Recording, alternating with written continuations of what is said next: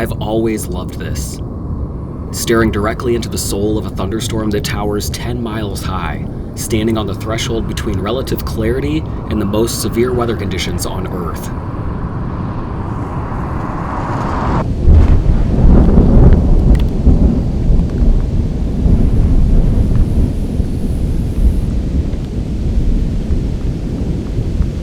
In the morning, it was all a fantasy. Hypothetical thunderstorms and modeled weather data, and now the real-world tempest threatens to blow me and my cameras off the road.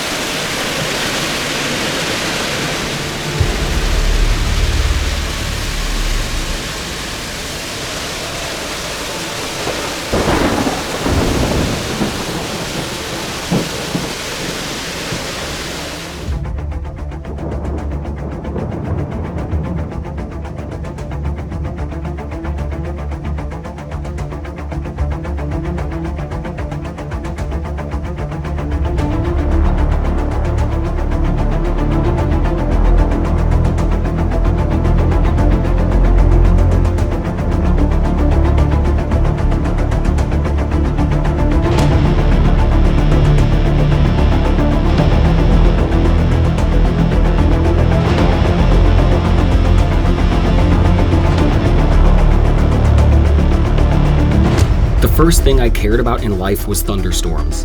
The second thing I cared about was documenting thunderstorms.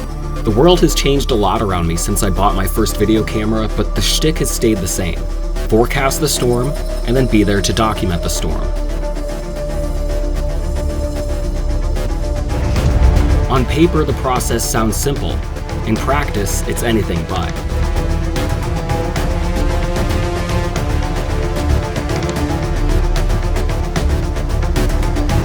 This is my story of the 2023 storm observation season. My best supercells and tornadoes, and all of the pain in between.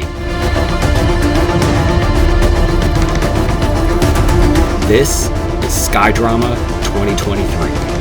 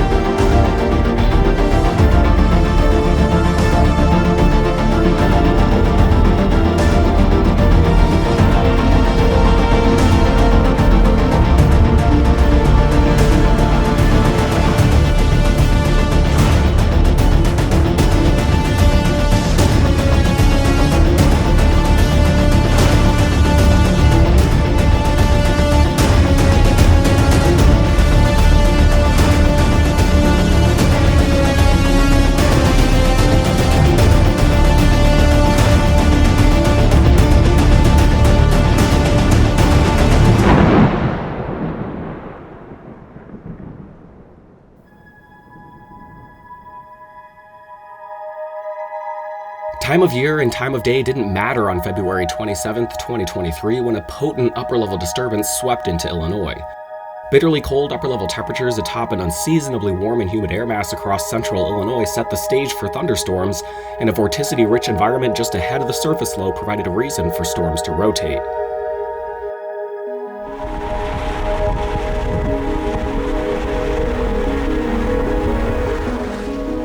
As a strengthening storm began to approach my hometown shortly after 8 a.m., I grabbed my cameras and headed out the door. The plan was to get west of town, lay eyes on the storm, and maybe hear some thunder.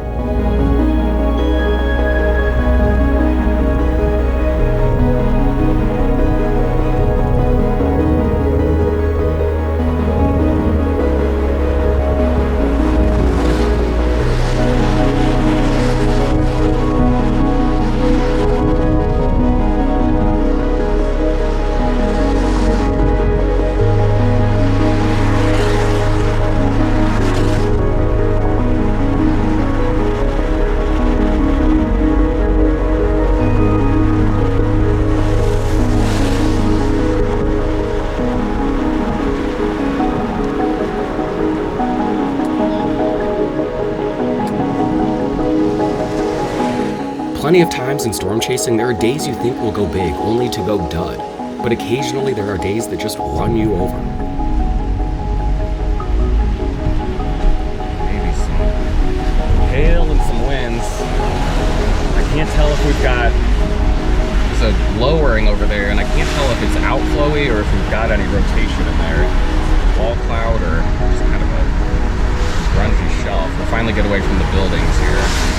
I'm on the west side of Champaign.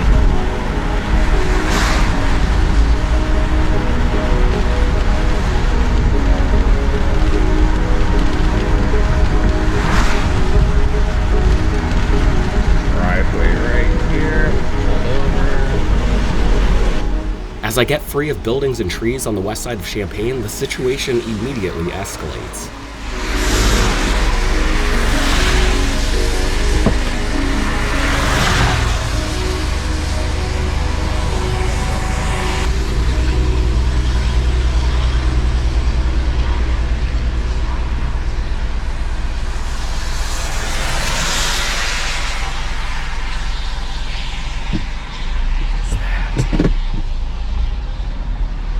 Funnel.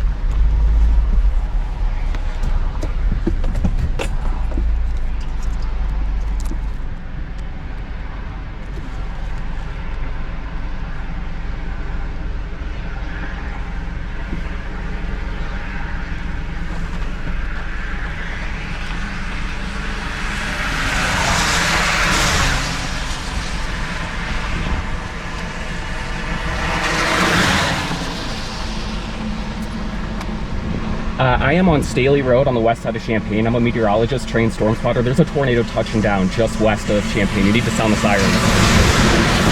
It's down. Tornado fully condensed just west of Champaign. Probably right near, yeah, just down Kirby, I'm sorry. At Kirby, west of Staley. Tornado on the ground right now. Yes. Please sound the sirens now. It's all the way down. Or relay that to someone who can.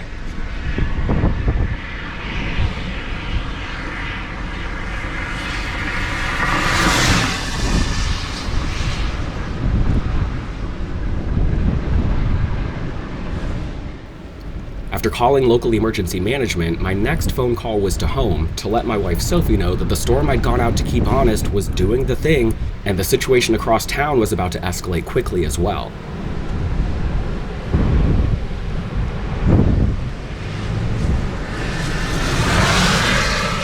Hey, there's a tornado on the west side of Champaign right now. They're probably gonna sound the sirens. You don't have to get in the basement yet. It's gonna miss home.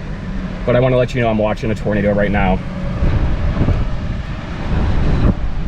I know, I was suspicious this might happen. It's outside of town right now. Hold on one second.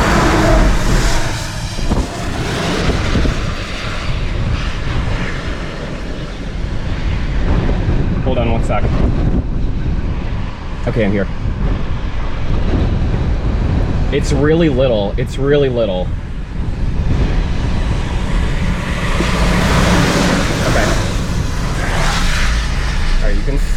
It's weakening now. It looks like it's weakening. It's a real brief thing, I think. I wanted to be on the phone with you in case they sound the sirens. It's not in town yet. It's on the edge of town. I don't think so. There's the sirens. I called it in. I pleaded with them to sound the sirens.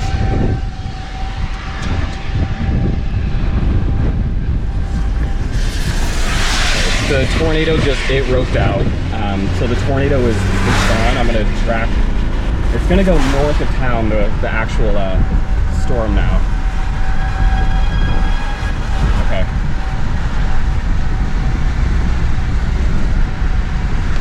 All right, yeah, you can do that. You'll be safe. It's gonna miss home, but go in the basement. It might have gone through part of Bondville.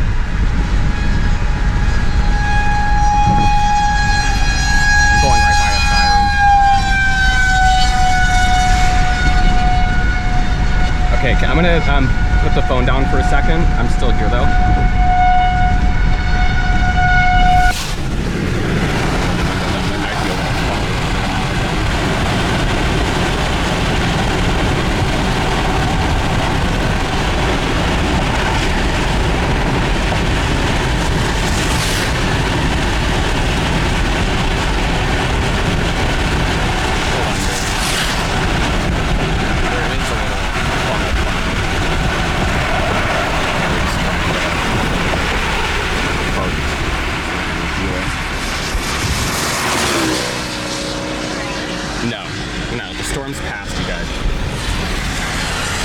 Totally safe. Like, you gonna hang out in the basement if you want? No. Yep, there's a funnel. I don't want to. I love you. All right, love you. Bye. Bye. We can go out. New funnel north of Champaign, Urbana. 8:55 a.m.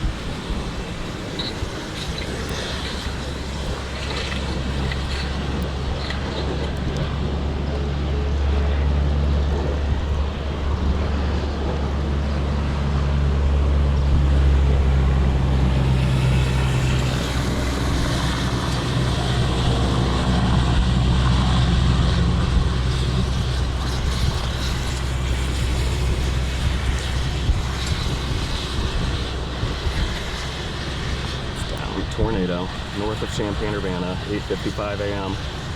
It's number 2.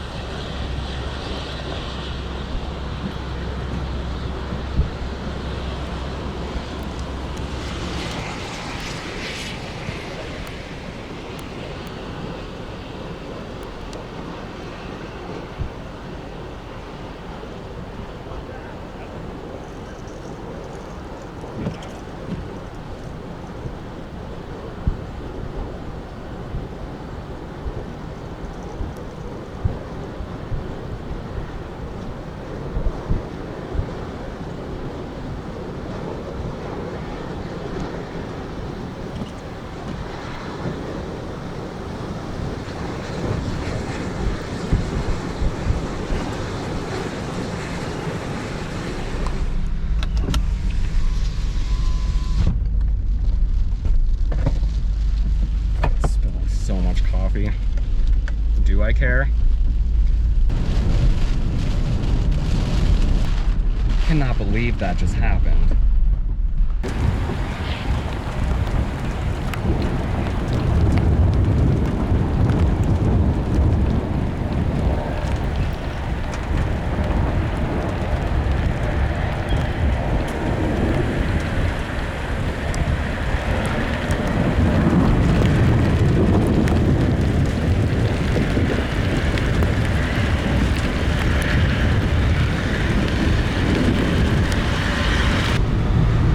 Did just throw another tornado warning on this cell that's coming over Champaign, Urbana right now. It does have a little circulation, does look the part. Here's my wife.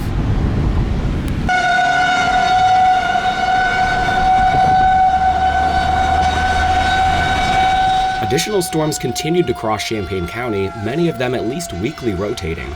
After observing one final tornado-warned storm as it moved over the city, I made my way into the office and started my workday. What a weird day.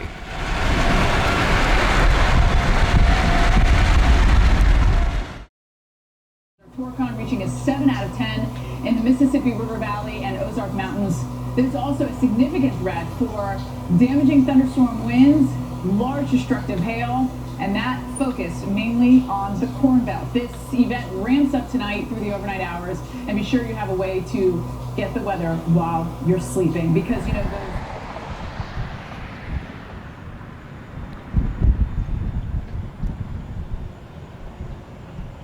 I'm in Toledo, Illinois at 2:30 p.m. The warm front's lifting through. This is a storm chaser's dream as far as the sky. You can see some of the turning with height. Like, there's just so much shear right here.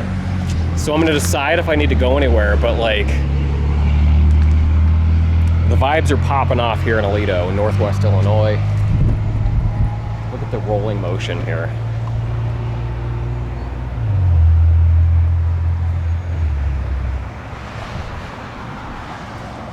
Whoa. That's your helicity visualized.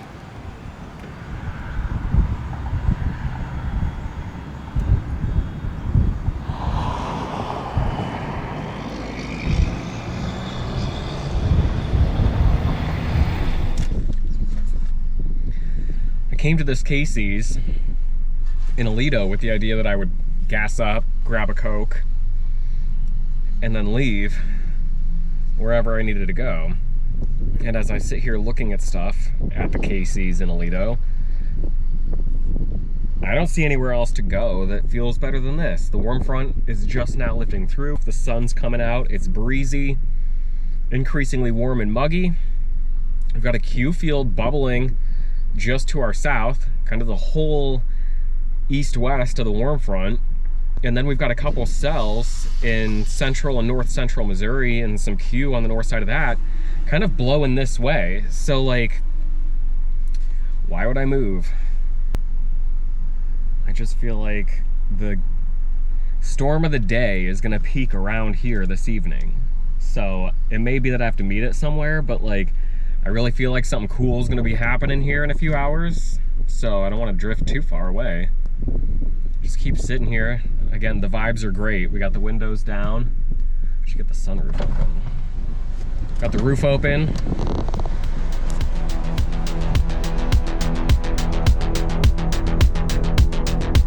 It's a chase day in the American Midwest.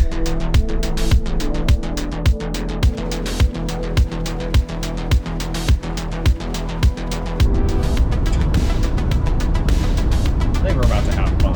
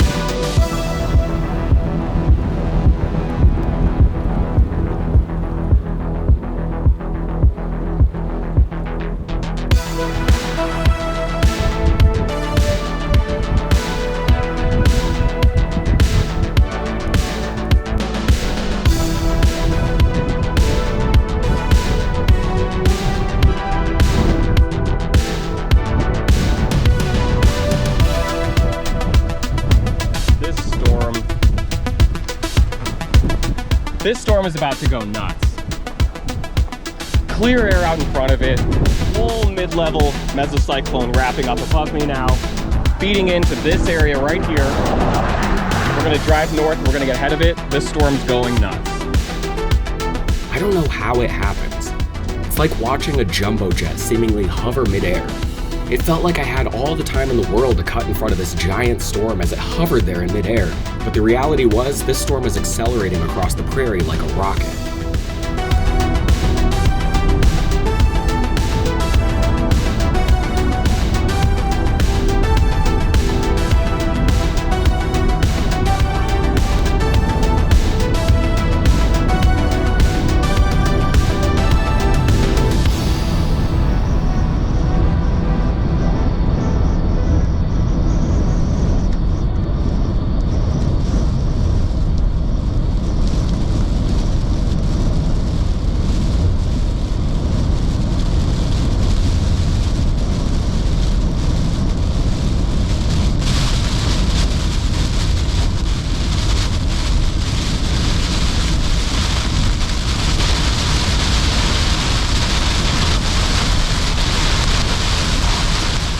There's a tornado in there. I know there's a tornado in there. In here. I'm in here now, in the cage with the bear. I also know today's environment supports life-altering, damaging tornado potential. My survival instincts kick in soon.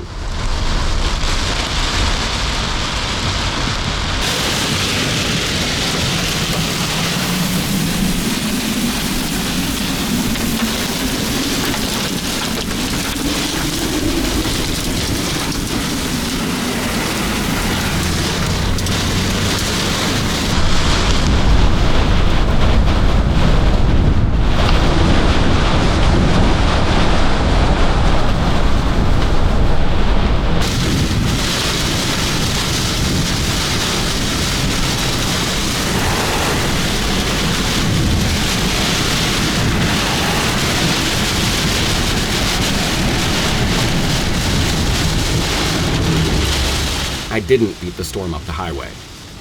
Later surveys confirmed an EF2 tornado crossing the highway not far from where I turned around. With the storm taking off at 60 miles per hour into the Illinois River Valley, my day is over after this miscalculation. I'm frustrated, but unscathed.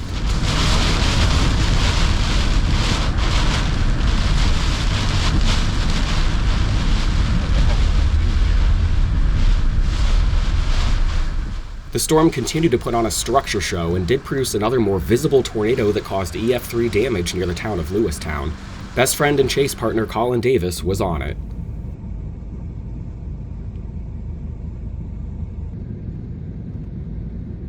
.16. Tornado in progress. I'm looking east-north or west-northwest. RFD is going to hit hard in a second.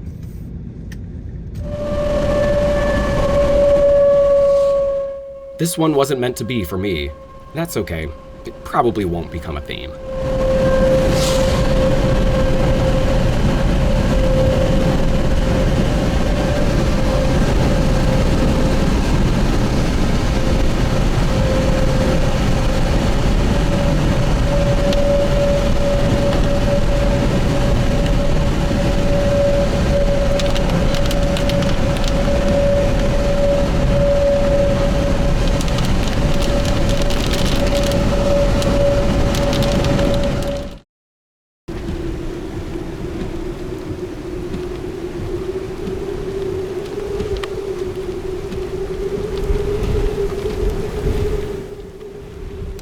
After a rash of severe weather across the Midwest in late March and early April, the jet stream became blocked over much of the central and eastern U.S., and drought quickly set in across central Illinois. After several dry weeks when blustery spring days arrived, dry topsoil became airborne.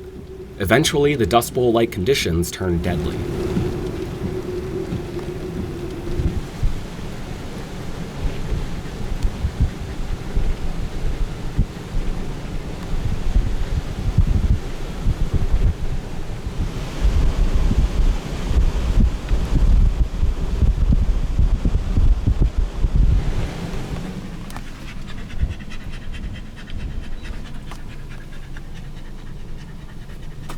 windows completely blasted. Interstate 55 in central Illinois is now open after more than 70 cars and semis crashed in a massive dust storm that occurred midday yesterday. The cause of the deadly dust storm and pileup was due to strong northwesterly winds blowing dirt from freshly plowed fields right across the highway, leading to near zero visibility for drivers traveling along I-55. And joining me now to discuss this tragic situation is senior meteorologist at Nutrient Ag Solutions, Andrew Pritchard. Andrew, thank you so much for joining us today on Fox Weather. Can you set the scene for us yesterday and how exactly this horrific situation all played out? Absolutely. This all comes down to just bad luck and overlap of some unfavorable weather conditions, as you mentioned there. A lot of central Illinois, we've seen some dry conditions over the last 2 to 3 weeks. And as we come through late April into early May, that's great news for farmers. That dry soil means that they can get out there with the heavy machinery and start working these fields. That means preparing them for the spring planting, and in some cases, planting already. We've got some of these crops beginning to emerge, but we're working that soil, we're kind of turning it over, and with the dry nature of that, it's easy to blow around. We've seen that in instances over the last week or two, and it's been rather unremarkable. But this was a case where, unfortunately, we had some of that dust being kicked up by the strong winds. It was kind of a northwest or almost west to east wind gusts with a north to south oriented highway. So that dust was able to blow just directly across, again, a very busy and high traffic interstate. And unfortunately, that led to, 1 or 2 accidents. And then that sets the stage for, this to kind of snowball, as we saw yesterday, into a very deadly and dangerous situation. And once again at 1 a.m. at the Champaign airport, under cloudy skies, the temperature was 72. Here is a special weather statement. Strong thunderstorms will impact portions of northeastern Leonard, Logan, northeastern Sangamon, western DeWitt, and northwestern Macon counties through 1:45 a.m.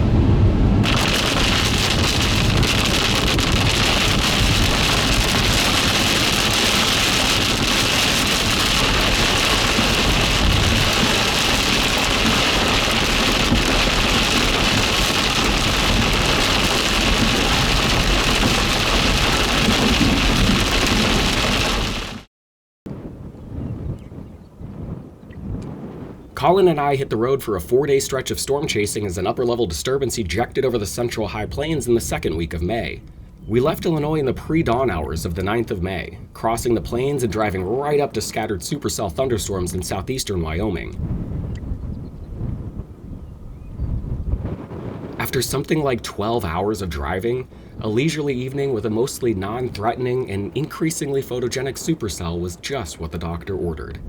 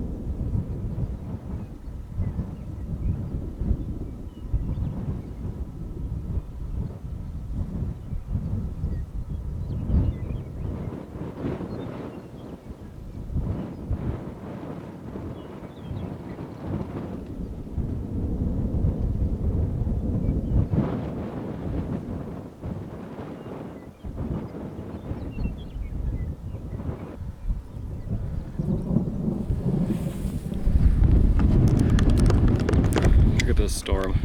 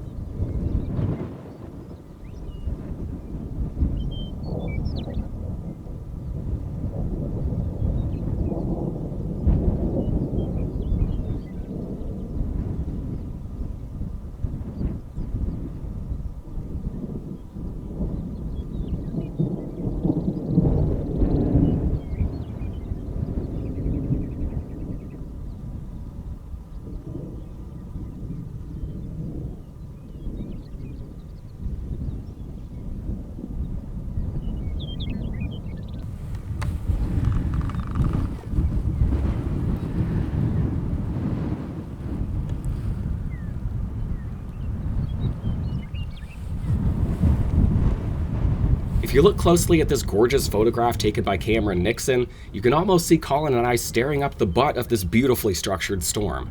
On a day when storm structure is the main course, one ought not get caught staring into the RFD, hoping for a fluky tornado. Still, this was fun to watch.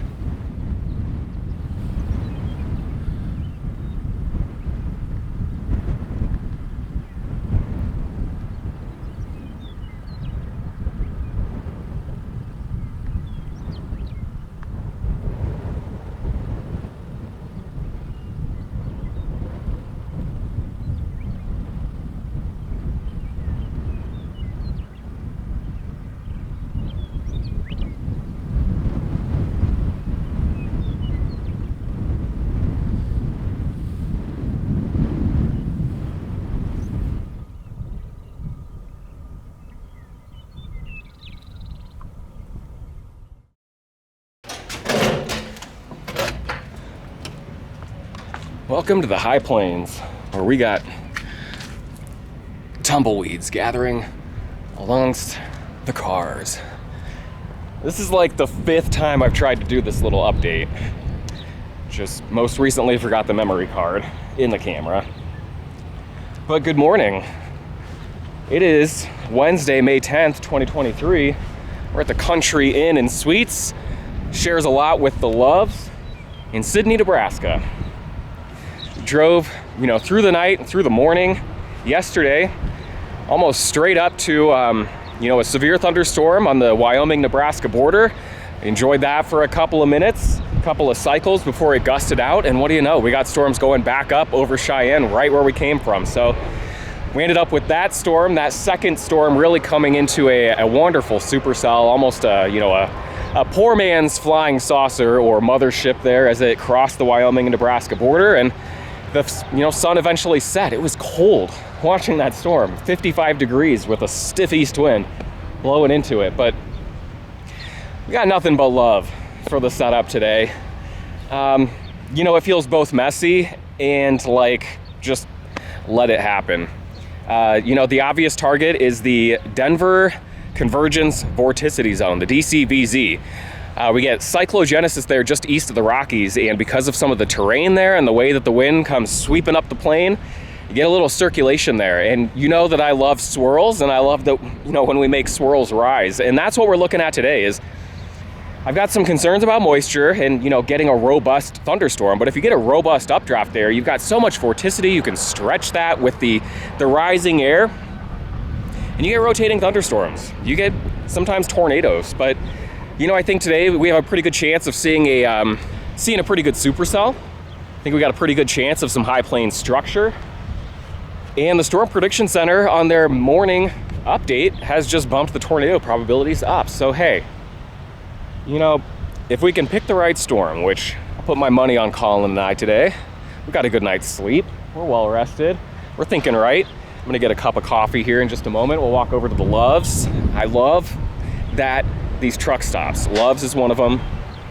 You can get they go to the coffee machines now where they have the beans, and you actually grind the beans for your cup of coffee, so you're not walking into a rural gas station here with the big tin full of coffee that was brewed Wednesday of last week, and I don't know, the machine's never been cleaned out. It is what it is on the road, and I like when you can find consistency, and I know that these beans were ground right now for my cup of coffee. So we're gonna caffeinate, we're showered, we're feeling crisp and clean.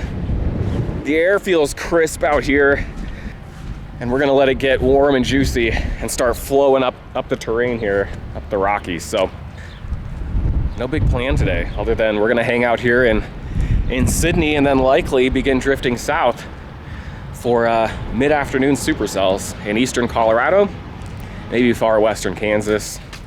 Maybe we end up in Nebraska somehow, but we've got a room in Goodland, Kansas tonight. That's where we'll be spending the night. Let's go back into the office/home. It is the Country Inn.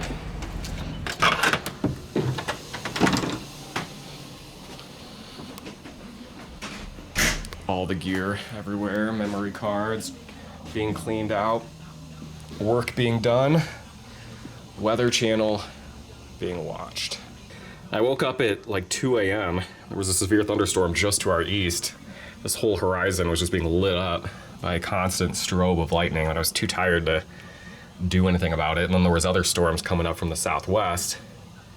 I don't know if we, got any severe impacts here or not. There's something about thunderstorms at the hotel the night after a storm chase that they just do not register. We have slept through tornado warnings. We've slept through actual tornadoes hitting the town that we're in. Because I don't know, you're knocked out. You got the fan going in the hotel room. You're not hearing the storm coming, I guess. It's bizarre. But anyway, slept through some storms, but we'll be awake for some storms here later today.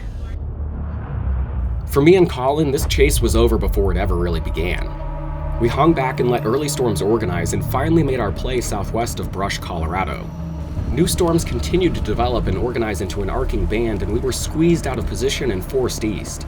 Stuck between a rock and a hard place, our options were to sit here and let our storm roll us and end our chase, or bail east directly through a newly developing storm and hope we can do so successfully, emerging on the other side, continuing our chase of these new storms.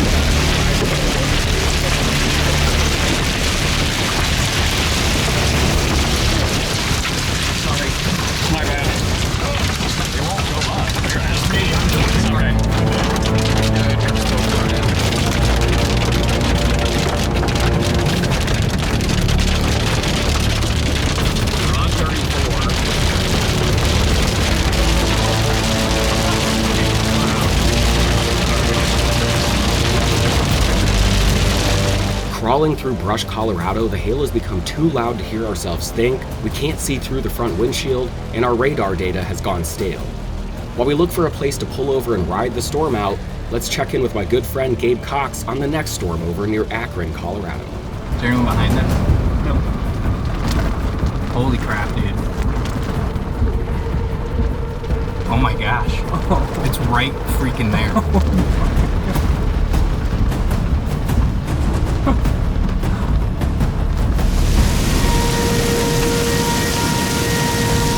The Tornadic show was over for the day when we emerged from brush.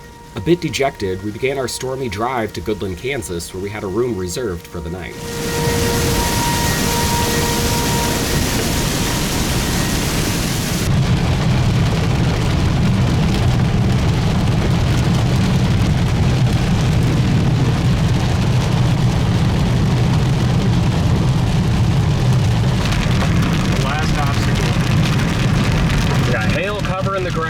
Coming into Goodland, pacing an electric, rain and hail-filled MCS all the way from Colorado into Goodland, Kansas after a long day.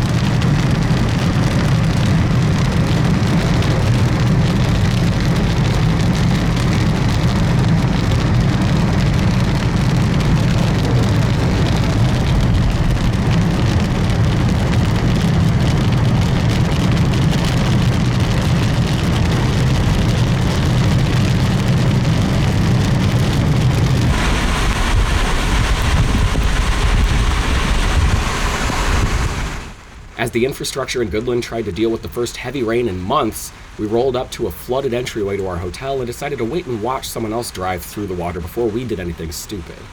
Your destination is on the left. Or this guy might just do it for us.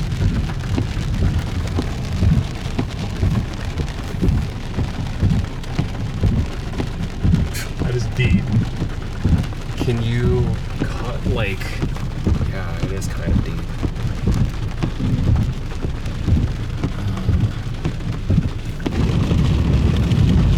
That white car is not making it through, though. No, I wouldn't do it if I were them. No, not a chance.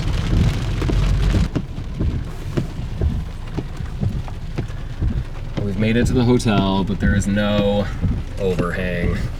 So we gotta wait for a window to get our crap in. If only we'd stayed at the Quality Inn. Oh no. Check out that nice awning. With indoor rooms. Dang it. It is early morning in the city of Goodland. It's cloudy and overcast, cool and windy. Storms have finally moved out.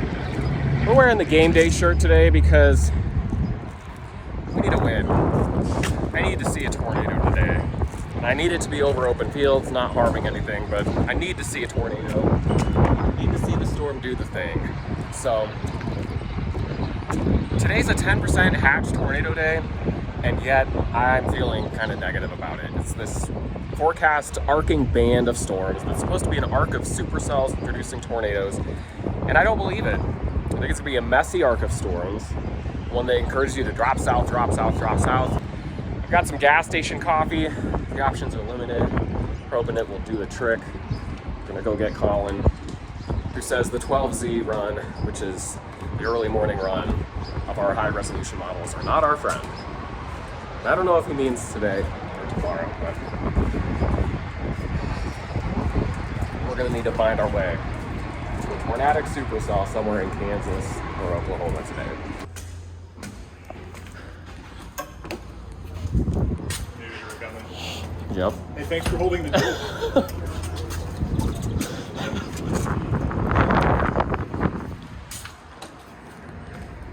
This is our room. We show up after driving through the blinding rain last night, like I just want to get to our bed. And then I walk in the door here to the hotel and I'm like, it's a single. So I ran down to the front desk and I'm like, I'm with Colin. He just checked in. Thought we had a booked double. And she's like, that's all I got. And so that's fine. I slept in the recliner. I'm a little guy. And so I went down to ask for some extra blankets. I'm like, I have any extra bedding? And the front desk is like, no. And they're like, well, we have some extra blankets. I was like, oh, yeah, that'll work as bedding. So anyway, got some extra blankets, had a recliner sleep, went to the gas station next door, out of everything, so I don't trust this coffee any farther than I can throw it, which is on to Colin's head. Anyway, here's the digs for the night. Colin's bed, my bed.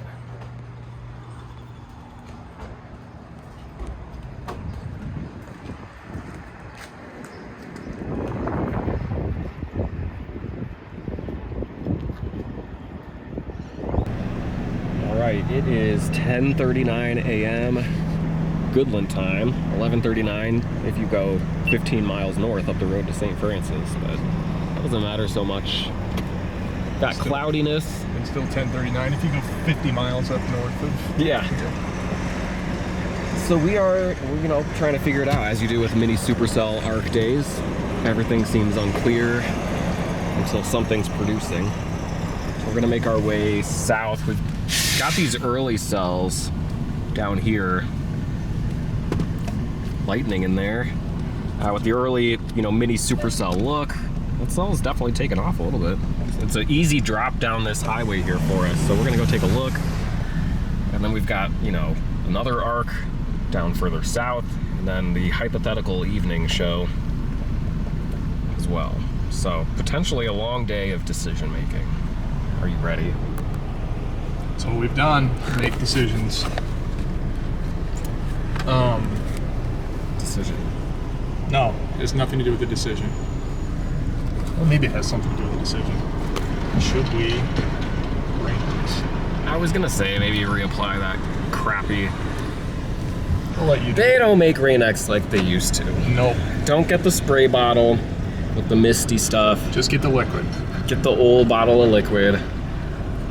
Like, PayPal me $20 and I'll drive to you and use my old weathered bottle of the good stuff and I'll Rain-X your windshield. Probably still have the bottle, right? Yeah. Why am I doing this? Somewhere I've actually heard that it's harder to find the good stuff now, and it's like they've moved on to the spray. It's bad decision, Rain-X. This might be the base of the first cell, possibly. Probably. And then maybe some base coming in here.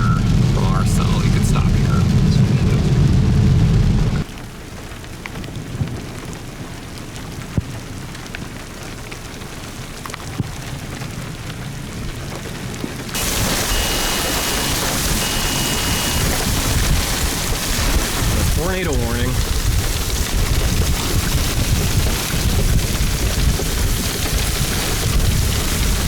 Wind's coming right at us.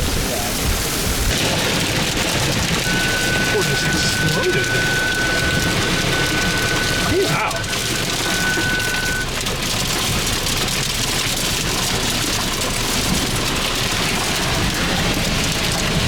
A little bit southwesterly, maybe? Absolutely. Yeah. That's coming down.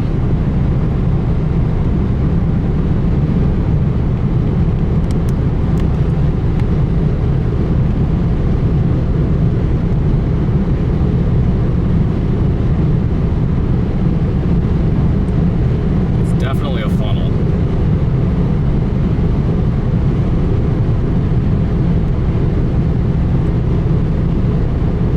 It's just on that little like boundary on the leading side of it.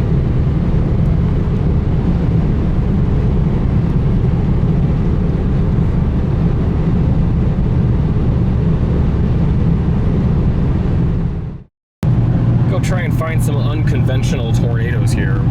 This boundary on the backside of all the early day storms now is lifting into an environment with a ton of low-level cape beneath the cold upper-level temps, and it's already been a couple of land-spout tornadoes recorded. So we are driving toward the boundary, leaving the warm front here. You can see the flat laminar clouds, and then we've got the convective stuff up here.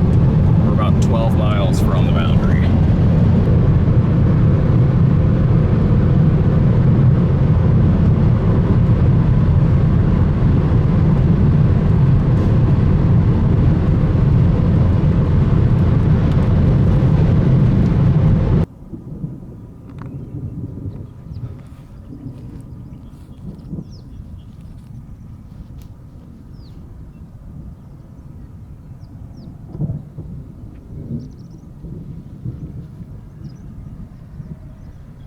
So this is west. That's east.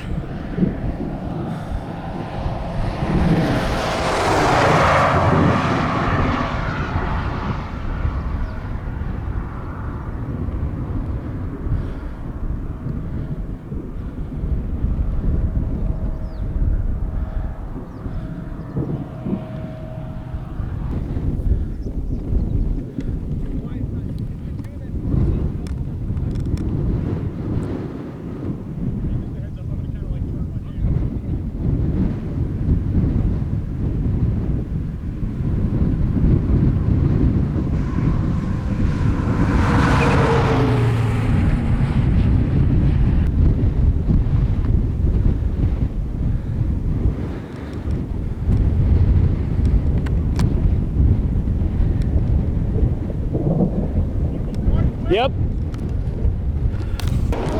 What? Let's go. Yeah, let's go.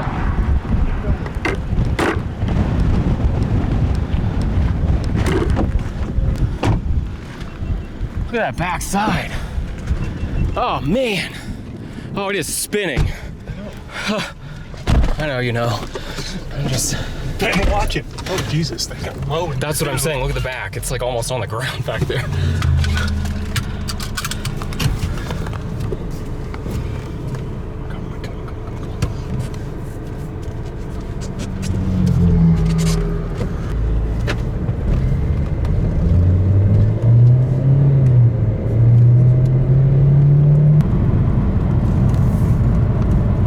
Find a spot to pull off. I'm going to. Okay. Random hailstones falling.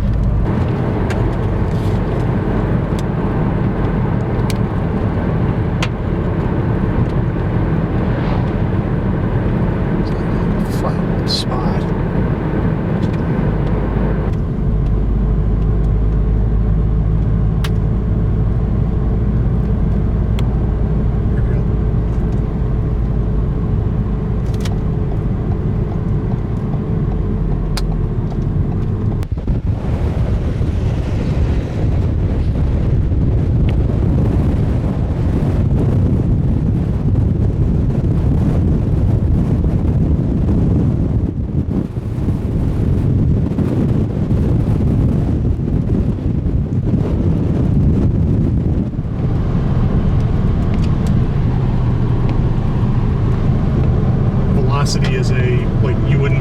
it didn't put down things. Is there a funnel up there? Maybe. Like way up?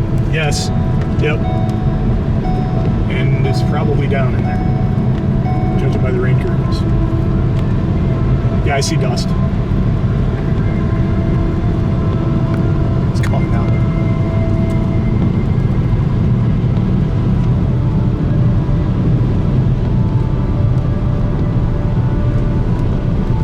Barreling too far north, though.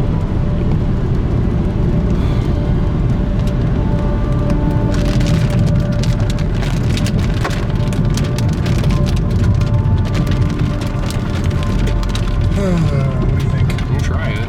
Let's see what happens. Maybe something will show itself here after this rain wraps around.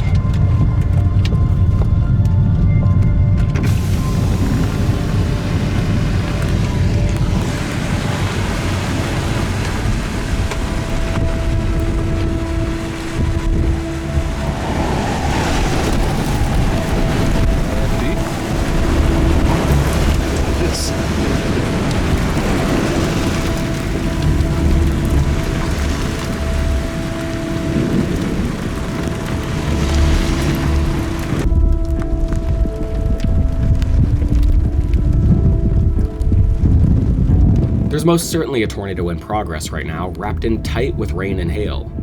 That's another one of those uncontrollable aspects of observing severe storms.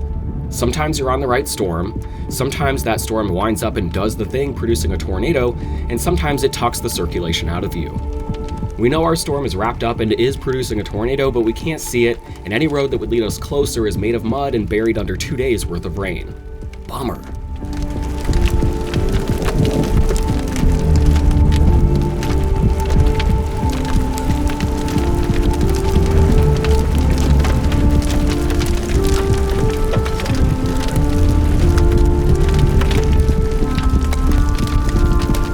There, more to see.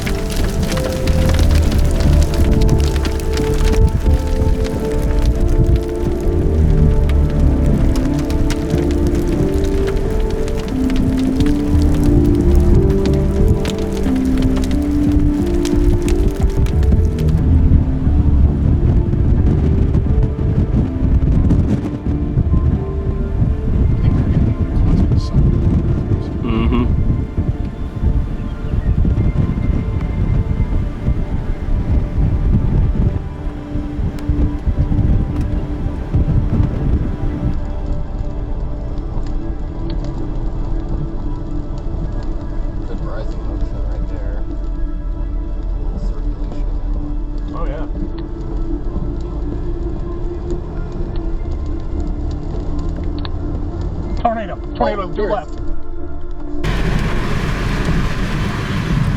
Come out of the rain. I knew you would come out of the rain to see us.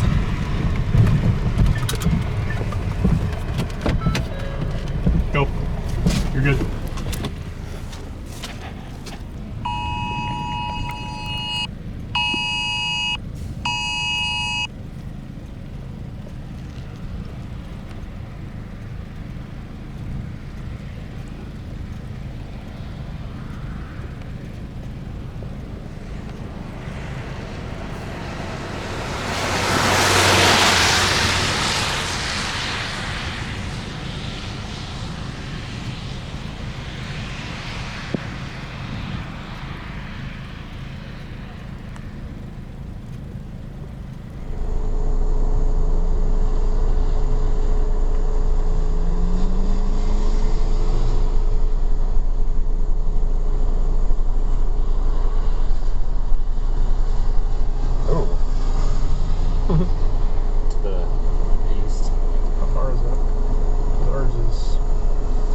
Circulation's gone. 10 miles due east.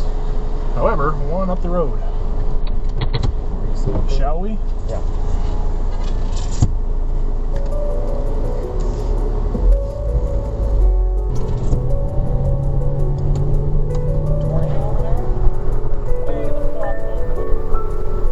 White one? Yeah.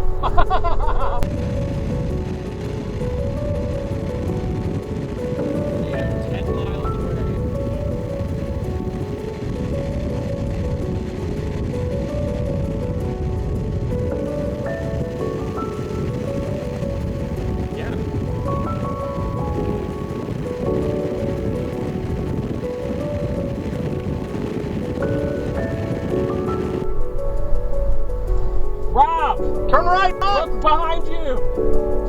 There's a white cone! Tornado! Tornado! Where'd it go? Oh, it's right there! The little ring. So far away.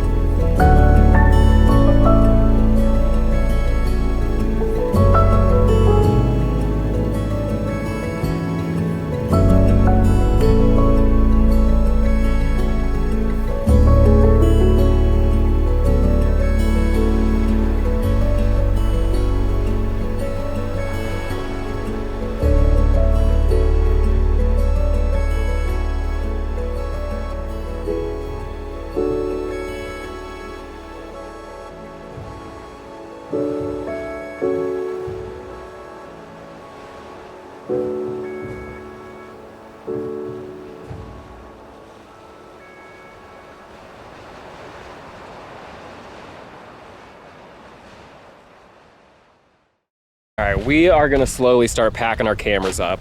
We've been just sitting here on this dirt road we've had to ourselves, enjoying this storm, nobody around.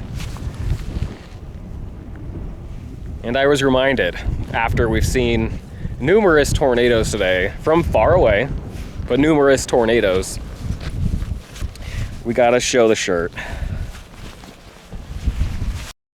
It most certainly was game day.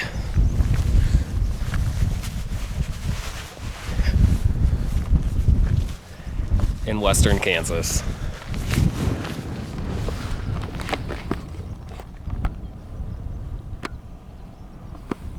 Colin's happy.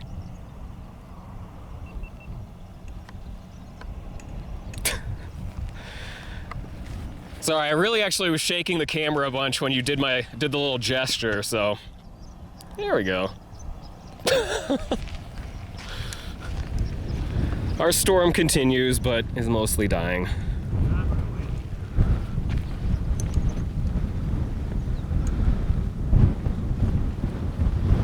Either way, it's warm, moist air. It's going to be increasing as we go through the day. Our jet stream's coming around the occlusion, and the dry line is going to kick things off in northeastern Nebraska, in western Oklahoma, or western Iowa, down into eastern Kansas, Oklahoma, and also western Missouri. You can see right where the instability is. So here go the storms. This is initiation anywhere from 2 to 3 o'clock in the afternoon. North Fork and Omaha into the afternoon toward dinner time, and then we'll see those storms develop.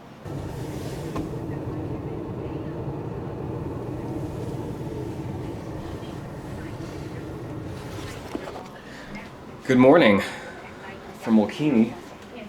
Well, it's getaway day. So we're getting out of town. We're headed north. We're going to eastern Nebraska today.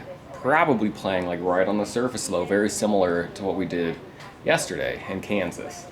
I have a hard time getting excited about today, but I think it's just because I need to see the day start evolving. Pretty good chance for tornadoes today, but I do worry about just, chasing quick moving storms north. I'll see what storm motions are going to be like, see what those road options are like. Yesterday the roads were completely flooded. It was, couldn't really get close to the tornadoes. Or close to the storm bases, at the times that we wanted to. So maybe I'm feeling a little bit burned by that and the frustration of it a couple days before that. And maybe today will be perfectly easy final day. But we're gonna head north to Nebraska, play with some Supercells up there, and then begin our drive back across Iowa and then into Illinois, getting back home in the dark of the night. So hopefully it's a worthwhile day. I've been doing some work, had about 5 hours of sleep last night. Let's have a good last day. Let's go see a nice little cloud burst.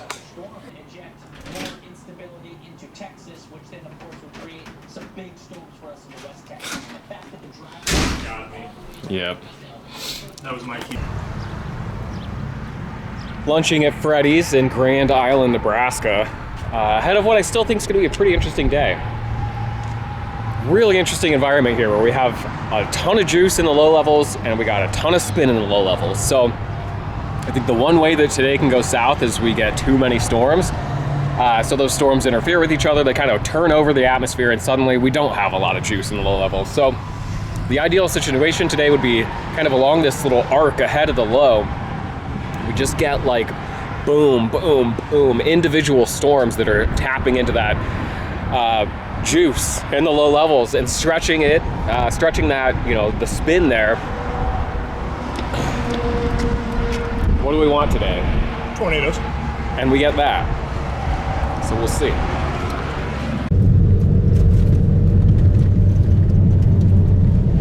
got about a mile and a half, maybe 2.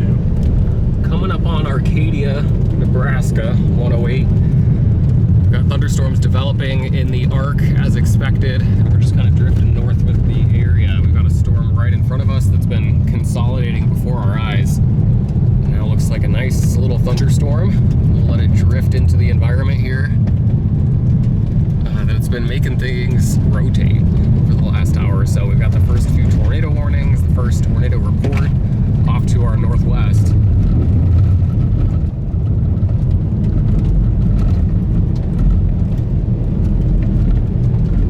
Do a quick YouTube search of May 12th, 2023 storm chase in Nebraska, and you'll get a results page full of videos with titles like The Best Chase Ever and Most Incredible Tornado. Colin and I had a different destiny on this day.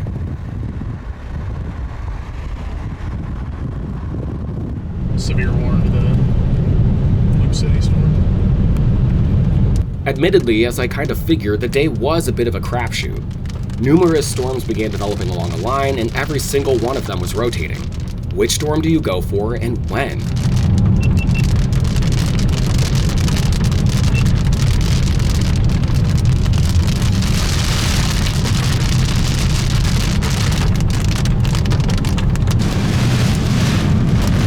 Weird motion. I know.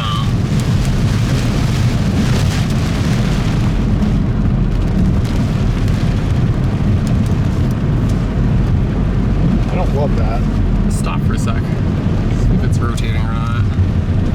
And you got left to right here, and the rain curtains are going right to left. The clouds are... Rain's coming westerlies now. Yeah.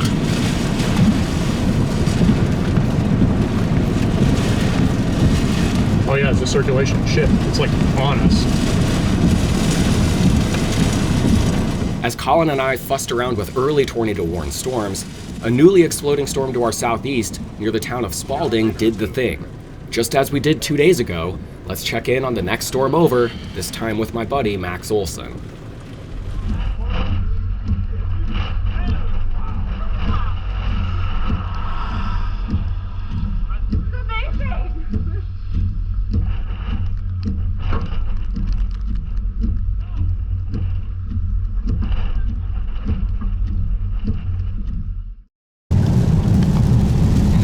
In Nebraska, 249, tornado warned storm that was producing a tornado about 15 minutes ago.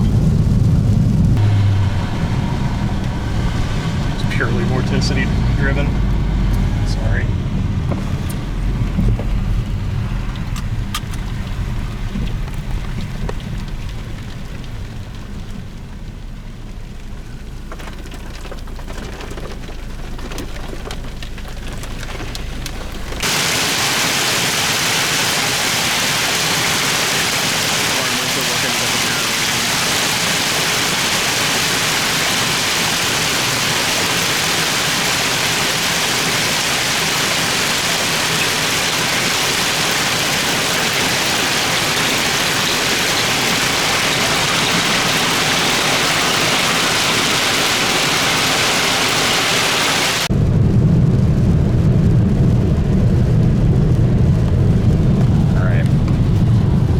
Haven't done any video updates in a minute, because we've been miserable back here.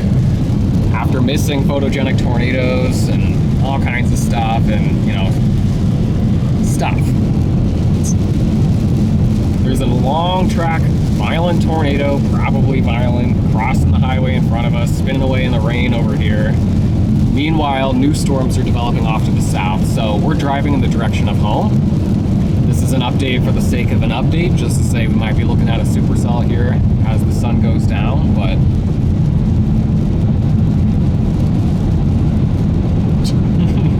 we've seen a lot of rain. Cool lightning.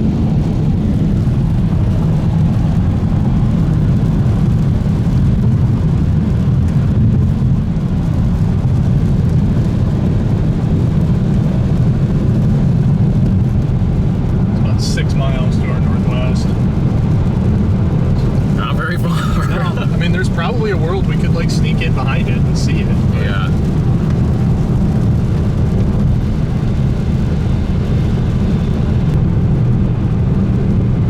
House looks relatively okay. Porch took a beating, but stuff's in the field.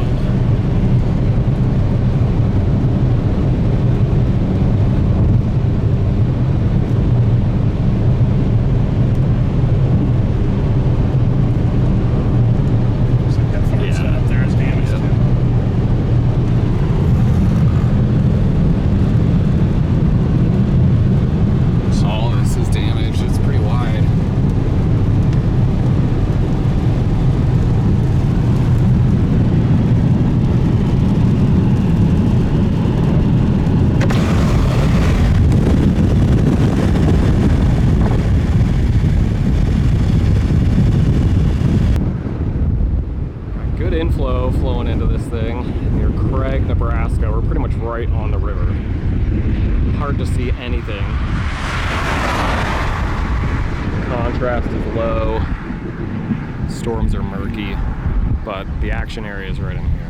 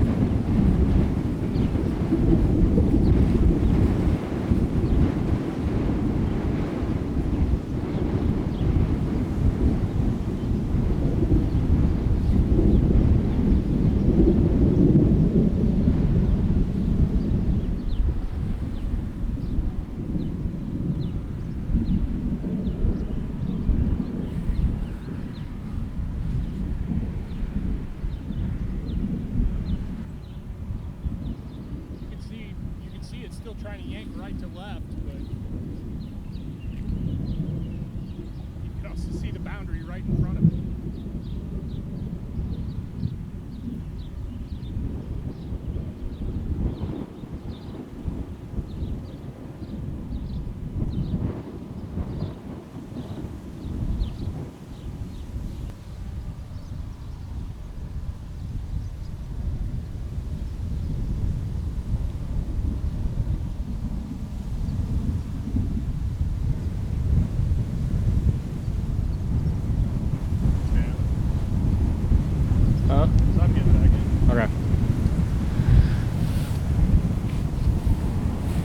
I landed at home after that trip feeling off. Like when you need a vacation from your vacation, but I don't know, different. That was objectively what it's all about. Chasing storms on the Great Plains with my best friend. We saw supercells and we saw tornadoes, but we were a handful of miles and a few minutes away from one of the best weeks of our lives. The 2023 storm observation season only got weirder for me from there. In late May and early June, weather forecast models perpetually advertised an active storm track from the plains into the Midwest in the day's 5 to 10 time frame. But a persistent blocking pattern over eastern North America would ultimately shove the flow into the southern high plains. There were supercells and tornadoes weekly across New Mexico and West Texas, and lots of little fun 2% and 5% tornado days, but as a Midwest-based storm chaser who does not chase storms full-time, the thing about the Southern High Plains is they're a long damn way from home. And while that's fine and all, and objectively speaking, that's some of the greatest land to chase storms on in all of Tornado Alley, when the models keep saying your own backyard will be ground zero in 5 days' time, pausing work and family life for storms 18 hours away is hard to want to do. So you just end up sitting there, ready to chase, but ending every day reading about someone else's storm chase, admiring their photos and videos. In mid-June, I decided to leave the sidelines and put myself back in the game. That brought me to Eastern Iowa on June 24th.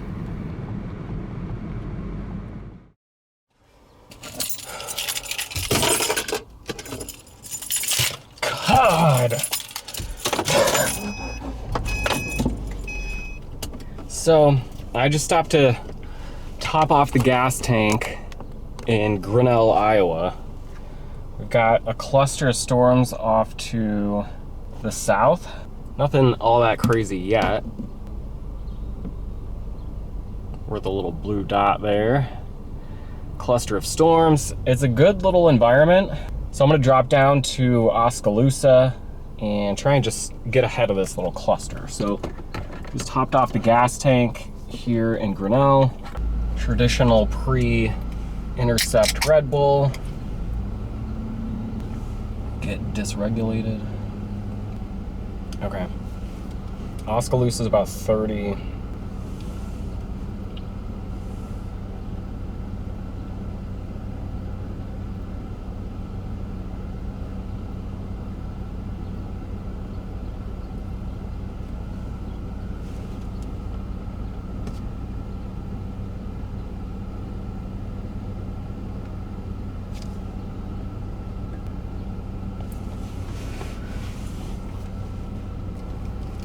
All right, so here's the deal. I feel settled in now. Gas caps on. Cubs game. I'm gonna take a back seat now. Okay, so we're gonna leave Grinnell now. We're gonna go south to stay ahead of this cluster. There's like 3 storms, 3.5.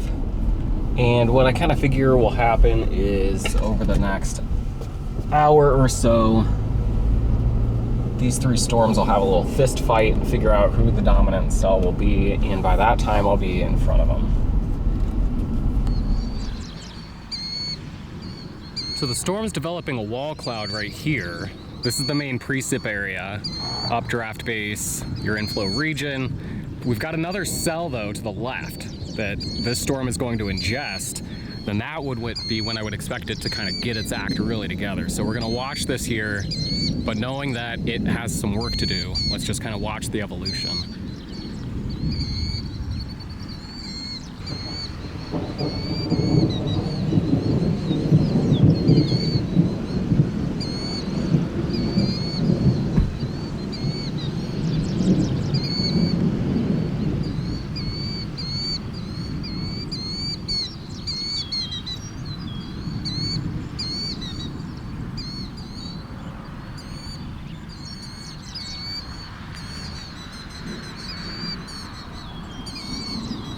Nice, healthy organizing storm in front of us. You can see the precip core. Nice downburst right over here. We've lost the rain-free base though. You know, we have the wall cloud over here. That's been ingested by the precipitation here as this storm merger happens. So what we're gonna do while the storm merges and reorganizes is we're gonna get back a little bit further east and just stay out ahead of it so that, you know, if it does organize, it's not right over top of us.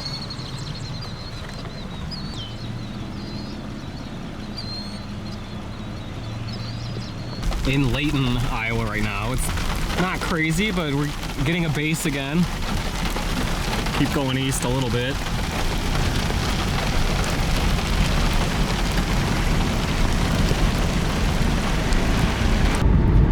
All right, going west, southwest out of Eddyville. Feels a little better here. We've got strong southeasterly surface winds. You can see the blue sky off to the south here.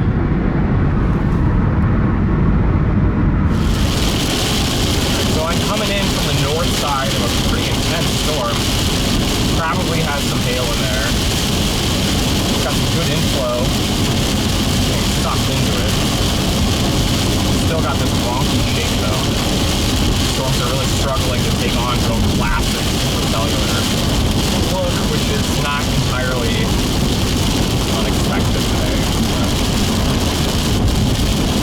I'm going to creep in as aggressively as I can without getting into some big hail. So we'll just continue south until we start getting some ice smacking off the windshield. But if I can get through the south side of the storm, that'd be great. We'll see it, the inflow region. In the action area in potential rain-free days. I am just mere minutes away from getting some hail, though, I would imagine.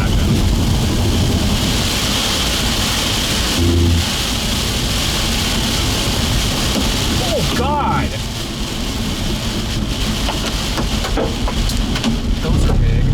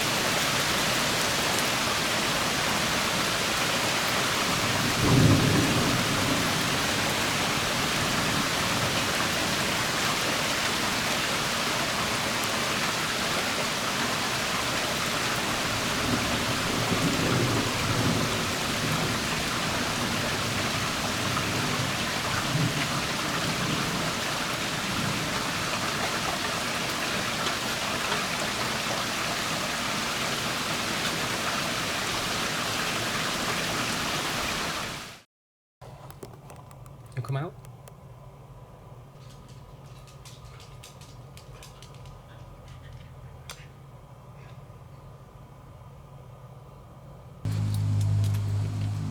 Sun is just coming up on Sunday, June 25th, 2023. It's about 7 a.m. Just got back from taking the dog for a walk. Coming out to check the rain gauge, see how much we got from last night's storm.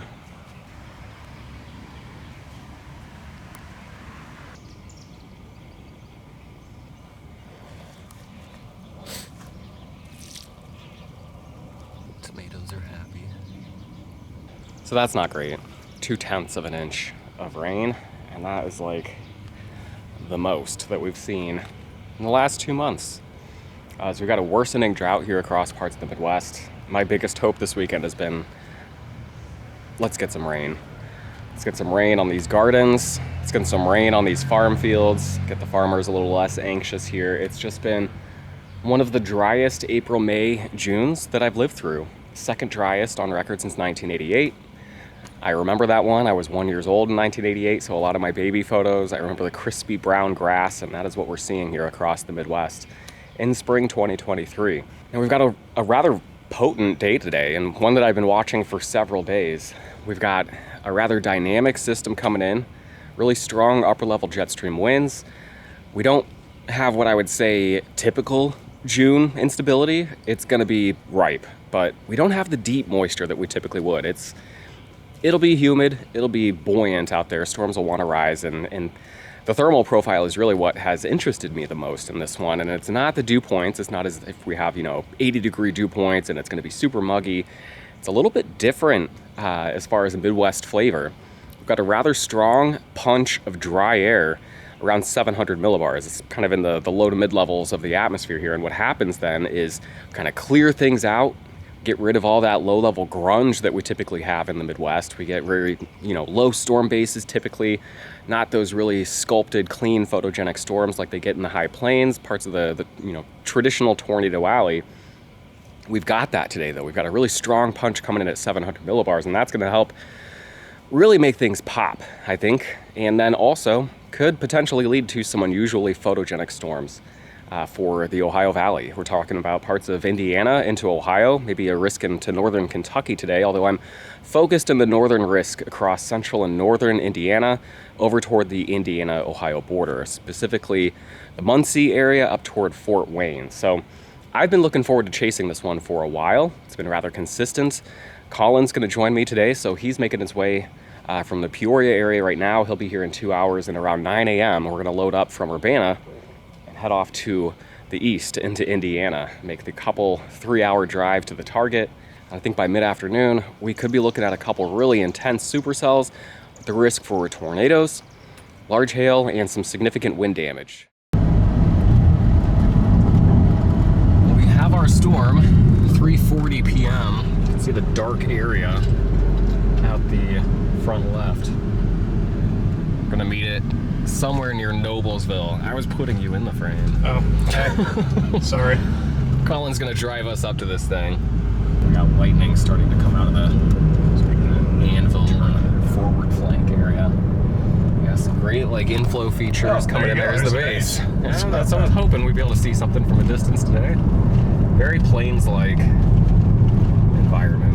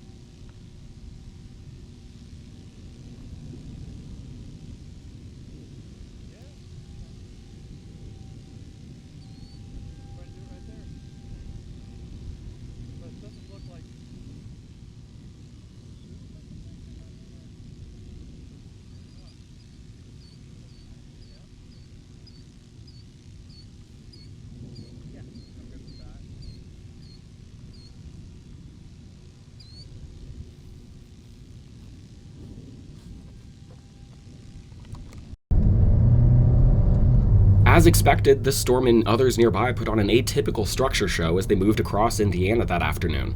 And as was tradition in 2023, it was the next storm over that produced the tornado of the day. As they outran the favorable environment, storms quickly faded long before sunset.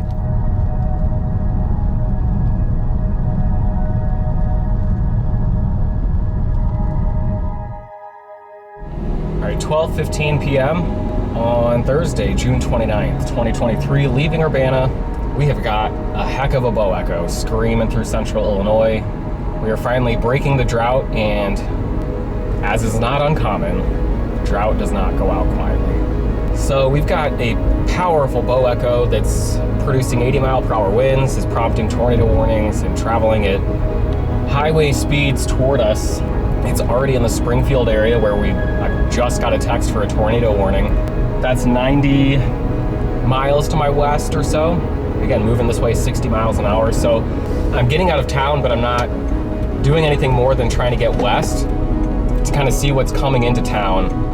There is a bit of an outflow boundary from morning storms that's kind of from Springfield southeast. I would maybe be curious what happens as the line runs down that little boundary, and that might be what's prompting the tornado warning here in Springfield. So I'm gonna go west down 72 a little bit, maybe drop south a little bit. It's not impossible that we could get a little circulation kind of wrapping in on the leading edge of these storms too. So we'll be looking for maybe a photogenic shelf cloud, but also maybe your kind of curly areas here where you maybe get some circulations or something like that. Tornado warning. That is just north.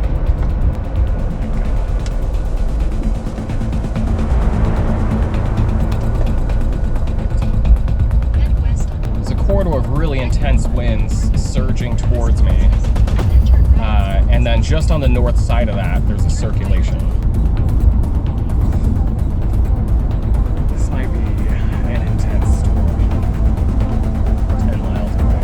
Got 5 minutes. 5 minutes. So I'm gonna try and get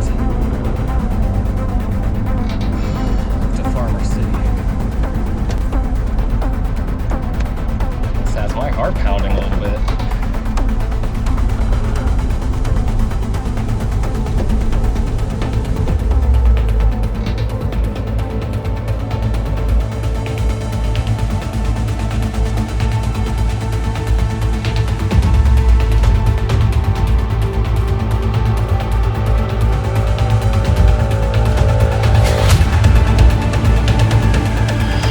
It's somewhat hard to describe the discomfort that is the final 5 minutes before a derecho overtakes you.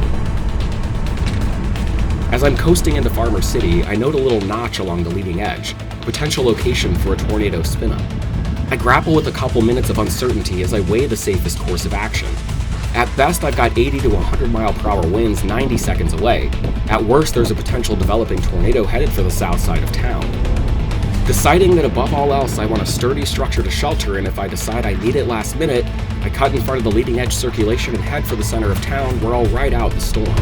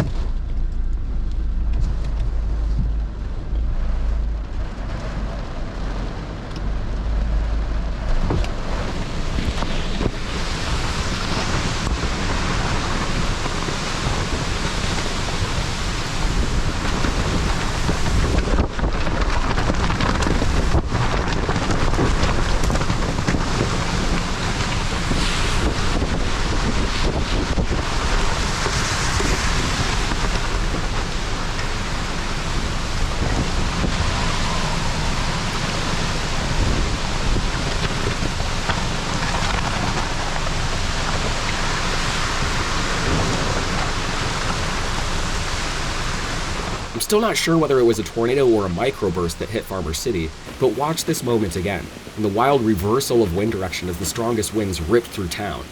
My guess is most of the damage in Farmer City occurred during these brief 10 to 15 seconds. You can hear the building roar, which prompts me to clear my lens.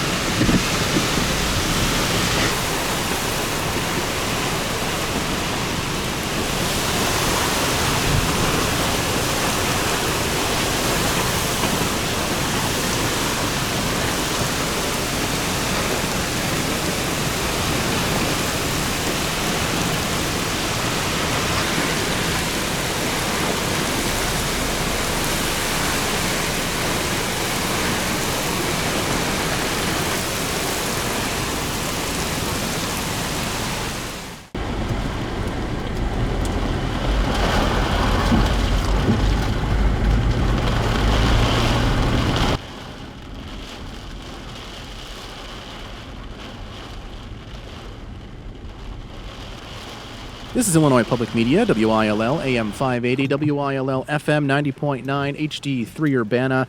Some severe weather in the area, so we'll bring on Andrew Pritchard to give us a little bit of an update. Hi there. Thanks, Steve. I am in Farmer City right now. I want to give you an update on the storms as they're moving through Champaign, Urbana right now, though. The leading edge of those storms is approaching Interstate 57, moving into the west side of Champaign, or has moved in already. The radar that I'm looking at here is about 5 minutes old. So what we're talking about with this line of storms is significant wind damage. So we're expecting wind gusts anywhere from 70 to perhaps 80 miles per hour. That is causing tree damage. It is toppling power lines. It is causing minor structural damage. So if you haven't already and you're in Champaign County, you want to kind of treat this as a tornado warning and just get into a sturdy shelter. So you're inside your home or your business, maybe away from windows, just in case you get a sudden burst of wind there. These storms are moving rather rapidly. They're tracking to the east at about 60 miles per hour. Let me get the latest warning text here in just a moment. This is a severe thunderstorm warning for northwestern Edgar County, Coles County, Moultrie, northwestern Clark, Cumberland, northeastern Effingham, Douglas, eastern Macon, southeastern Christian, north central Jasper, Shelby, Piatt, Vermilion, southwestern Vermilion, eastern DeWitt, and Champaign counties. That is a mouthful. Again, widespread storms moving fast. That's why they're issuing these warnings for essentially huge chunks of central Illinois at a time. The storm's again moving 70 to 80 miles per hour. That is the forward speed on the storm. So if you're watching to the west, you'll see maybe the shelf cloud come in. You have very little time to react by that point. The winds will be immediately following the passage of that shelf cloud, and they will be severe, potentially causing some damage.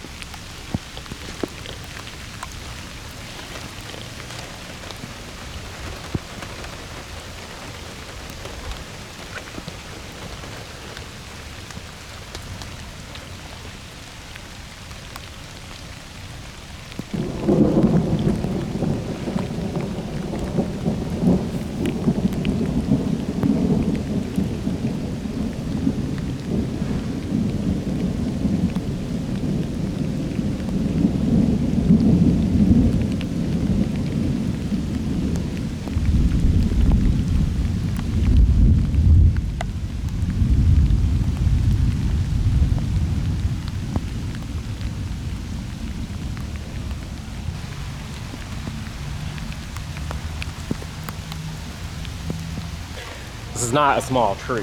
It's me for scale. I could make a fort down in there. This is unfortunate. It's huge trees. This house got hit hard. There's another tree that fell on it. The gentleman over here said it just took seconds for all this to happen. And these trees are kind of laying from southeast to northwest, which is what got my attention. What a mess.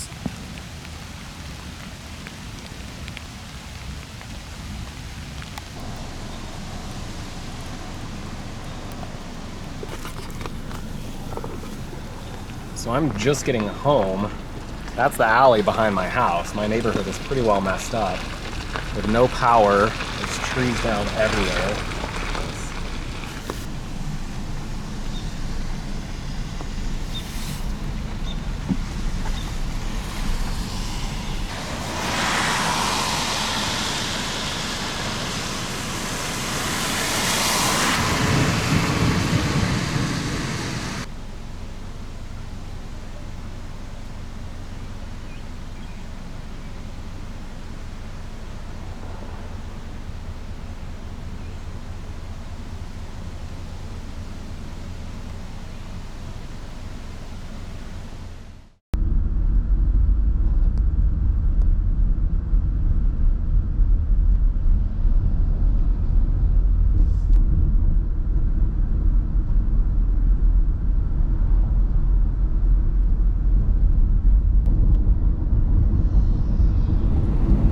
So we got power back last night. I feel really lucky. A lot of people in town still don't.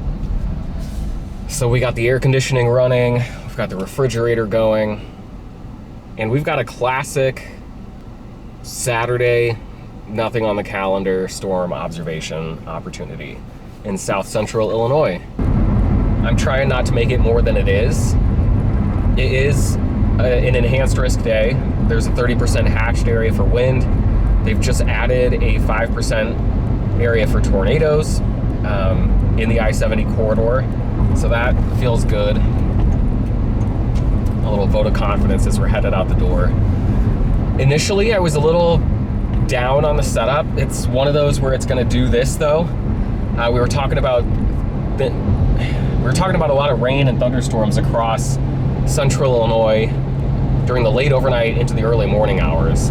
I've been awake since like 4 a.m. for no reason other than it was thundering. I woke up and there was distant thunder and lightning, and I got out of bed and was like, oh, now I'm awake. So I poked around, watched the storm, and kind of just sat in the recliner, and eventually I put a pot of coffee on at 5 and decided I was up. As things unfolded over the next couple of hours, there was just a lot of cloud cover across not just the target zone, but upstream from that, across southern Missouri. Through the last couple of hours, though, maybe the 10 and 11 o'clock hours, things have started to clear out across that region. And that's really what it's all about, getting some sunshine on the south side, or I should say, on the outflow boundary, which is along the southern periphery of where the thunderstorm activity was this morning. You've got that rain-cooled air to the north. South of that, it's July 1st, it's hot and it's muggy. You get a boundary between those two air masses, and that can, one, serve as a focal point for thunderstorms, but you've also got some spin, some turbulence along that, and so you can take a day like today where it's not as if it's, a significant storm system making its way through. It's just a little disturbance in the jet stream. It's going to kick off some thunderstorms, and right in that zone between where there were storms last night and where it's hot and muggy to the south of that, we should have a little zone there where maybe there's a little extra reason for a storm or two to rotate. So at the base today, it's just Saturday. It's been a heck of a last couple days since the Derecho, and just want to get out of the house. It's Saturday, there's nothing on the calendar. I think there's a pretty good chance we're going to be observing some severe storms. It's been the quietest spring that I can remember here in central Illinois, so I'm not going to turn away an opportunity to go check out some storms. And it is just one of those sneaky Illinois days where it probably shouldn't do it, but it might.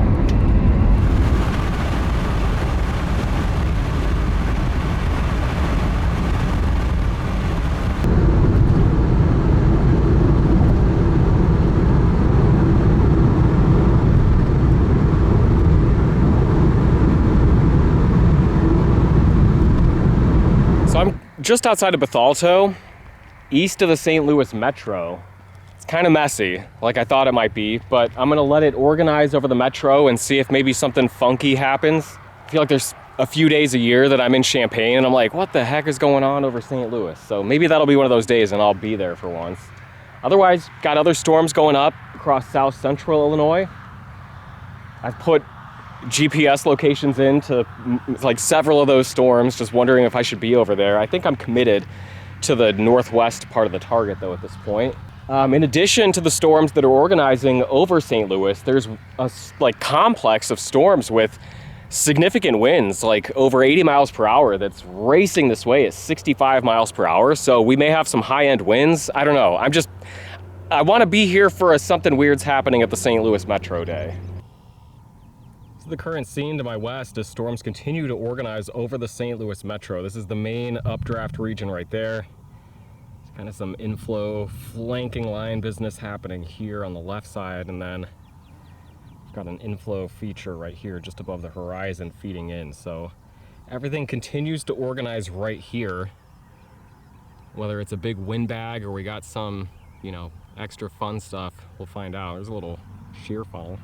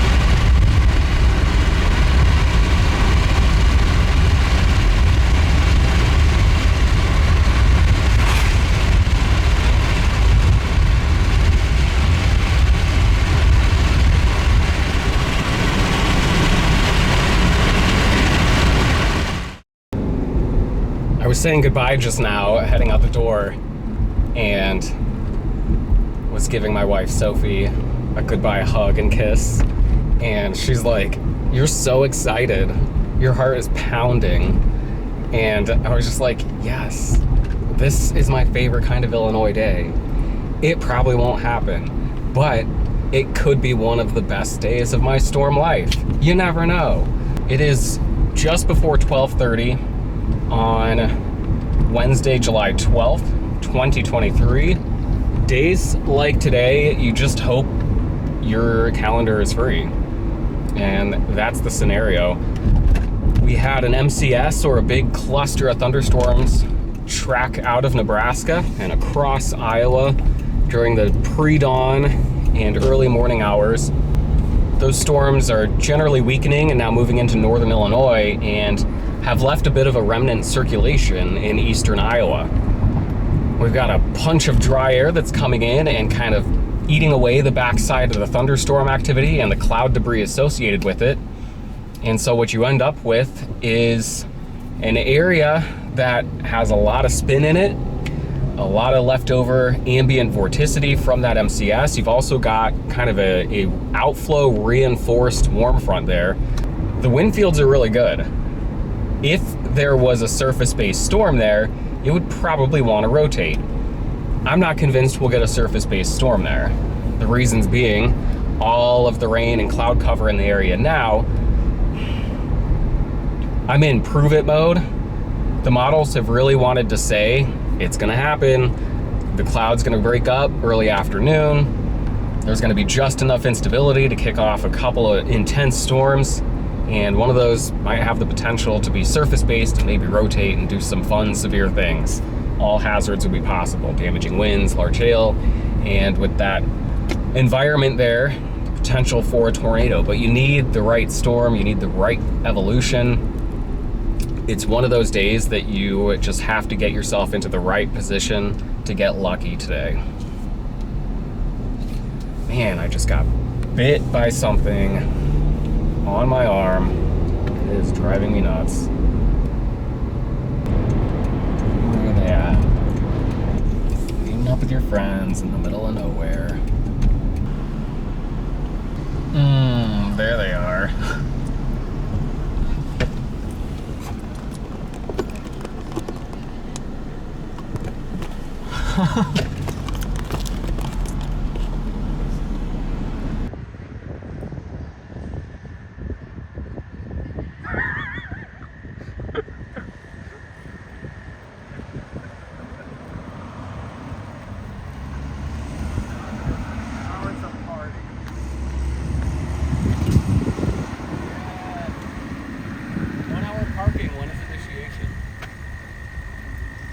We're loitering, so it doesn't really matter about the 1 hour.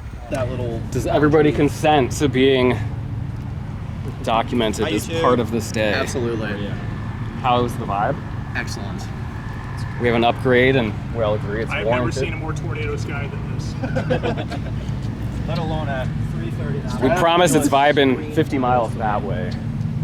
But yeah, you can see the clearing skies coming. Is that a horseshoe vortex? Oh. Way out there? I can't tell. Oh yeah, oh yeah. You're the fucking king of horseshoe vortex. How do you see that?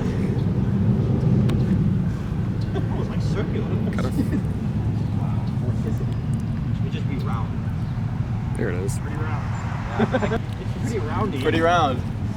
That is so dumb. Me when I explain a tornado, wind go around.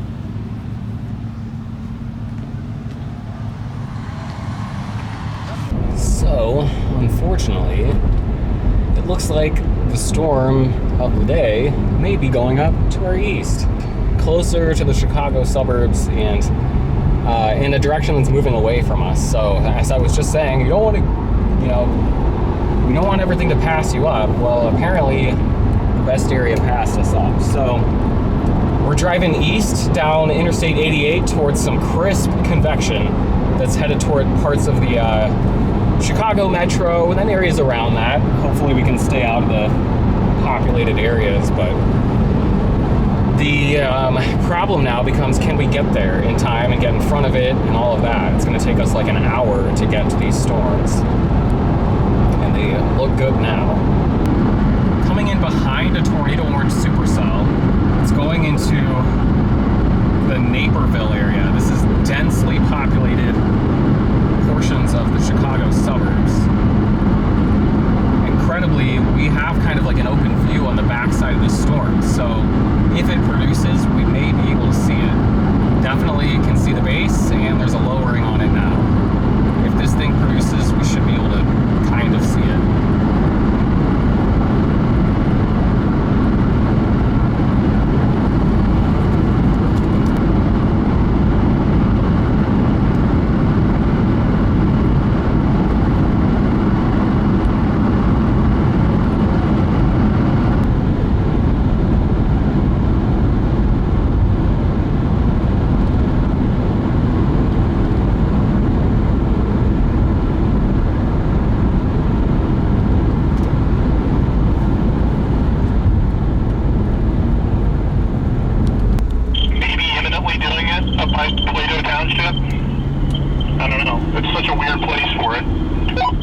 Yeah, that's what I think that I was seeing. We've lost it now, but hopefully when we get out of this town and go east, we can kind of see it. But you can see this RFD gust front in front of us, but then it curled around to something right of the road, and there was like some low-ish scud, kind of what it just looked like the area that corresponded to radar.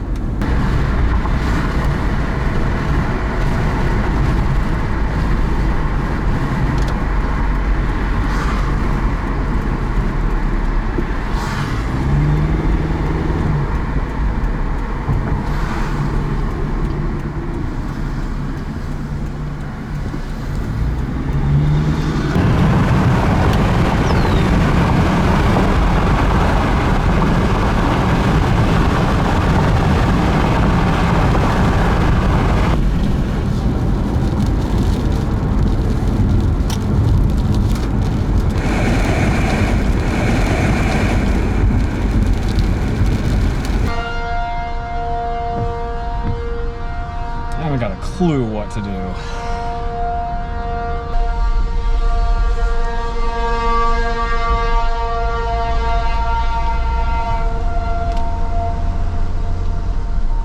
Go east on this Bolton Road.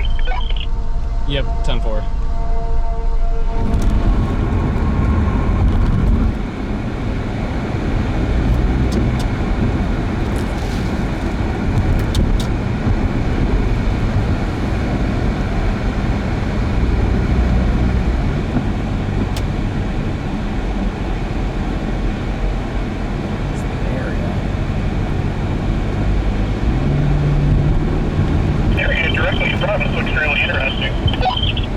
Yeah, would love some less trees.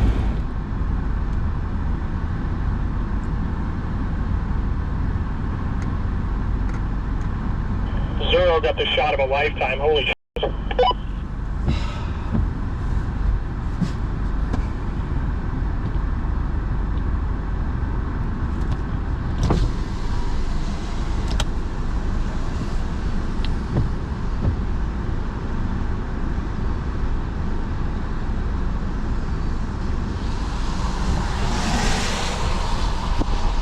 One green light would be sweet. That's no joke. Who knew the Chicago Metro was a forest? Like literally, I'm almost done. I don't know what to do. We're getting outpaced by it with zero views. I'll keep going for a while, but like I am hopeless. Yeah, I get it. I mean, we're here, so might as well keep going, but I totally get it.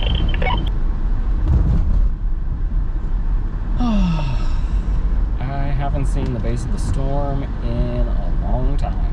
We are just driving through the forested suburbs of Chicago. Lovely.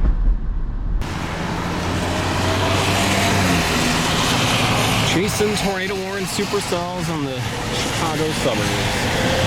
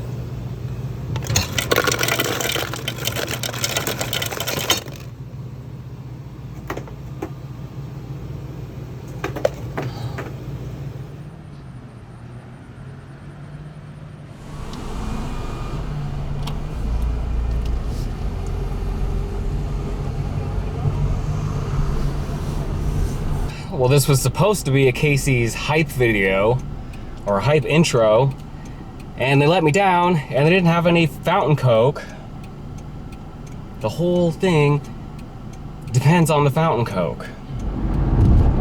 Now I'm trying to decide if we're going to McDonald's or Circle K to get a fountain Coke. Why are we getting a fountain Coke at 9 p.m. on Friday, July 28th? Because it's Friday night, it's like 100 degrees, the dew point's like 100 degrees -1. There's so much energy being released right now in the form of some explosive thunderstorms across eastern Iowa and northern Illinois. So I'm gonna grab a fountain Coke. We're gonna do like I would do when I was 18 years old, and it was the middle of the summer, and you knew it was gonna be one of those nights where the lightning was gonna be going off, and so you just go for a drive. McDonald's it is, I think. Let's see if the lobby's still open. Just get a cup and a Coke. Be right back. Quite honestly, yeah. Fourth restaurant I've been to in 20 minutes. Four. I mean, I work on this business. This is what's wrong with our business. And you just lost a $20 tip. Okay, sorry, sir. No, Good no, one. no, don't worry about it. I'll never come back. That's not what his problem is, too.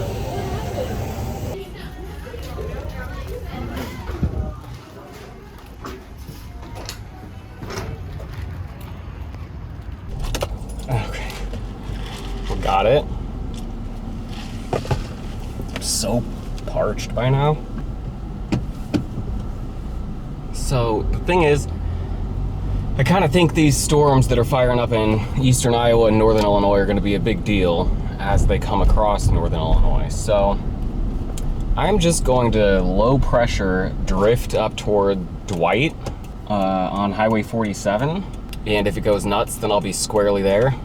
And if it doesn't, then it should be a cool lightning show. Worst case, we stay up a little past our bedtime and we sleep in on Saturday morning. So I don't know, off into the night we go. It's Friday night here though.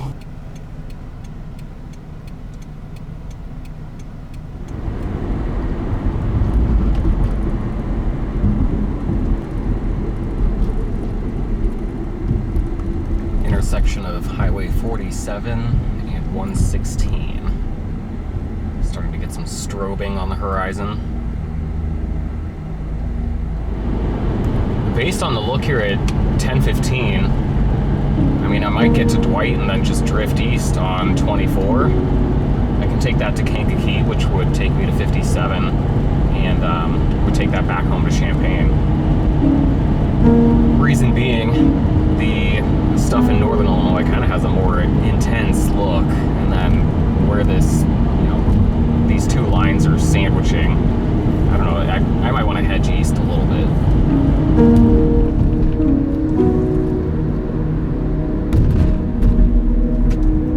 Alright, so it's just after 11, coming through Kankakee at the junction here of Highway 17 and Interstate 57. I think Kankakee is where we're going to ride this out. I think we got a nice little Boeing chunk of the line coming right at us here, so I was going to try and get just on the east side of town so we can get the city lights of Kankakee illuminating the shelf cloud coming over town.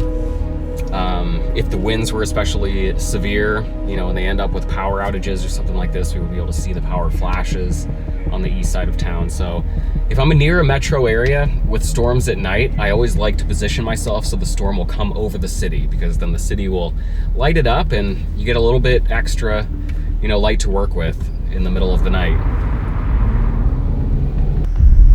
A tornado is about to cut right through the middle of Kankakee, right in front of me, and I have no idea.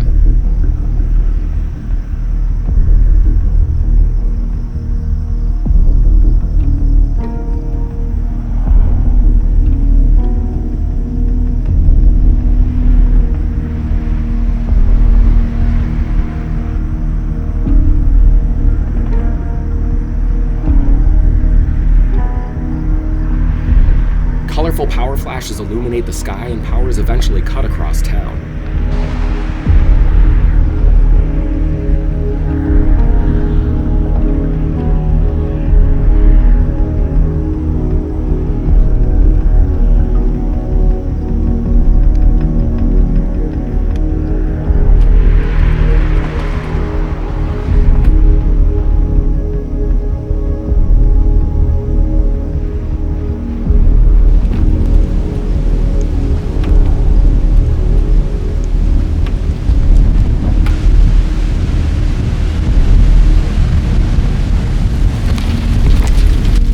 final power flash, I ran for my car.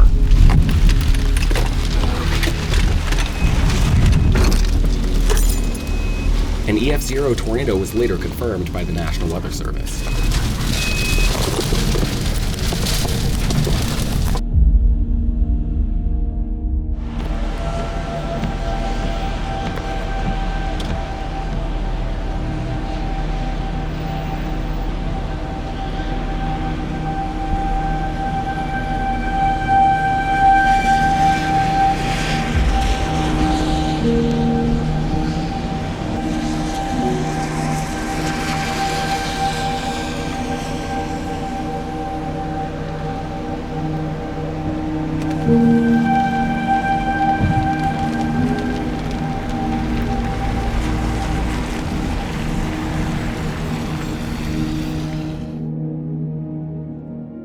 And that brings us back to where we started, and where the year ended, near Mason City, Illinois.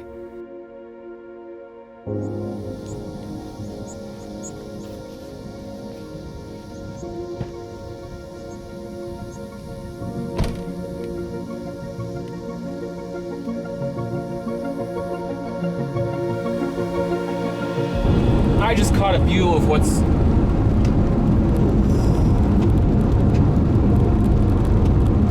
the south end of this complex. It's looking cool. Oh wow, we're playing this right. We're gonna get around. There's like a little state park right here with a bunch of trees. We're just gonna get around on the other side of it, and the storm will be between us and the sunset, turning into a big, mean windbag.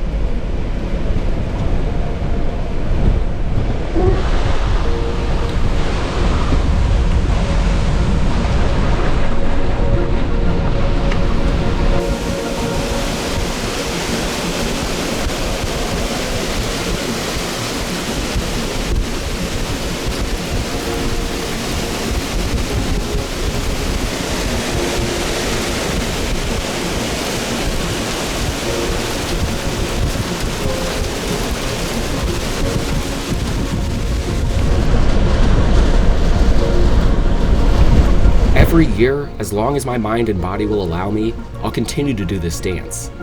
It can be hard not to lose yourself in the hunt for the supercell or tornado of the year. This will always be what it's about for me though, and where I'll always try to ground myself. Sitting in my car, in the middle of nowhere, rocking in the wind with the most important storm in the world, the one right in front of me right now.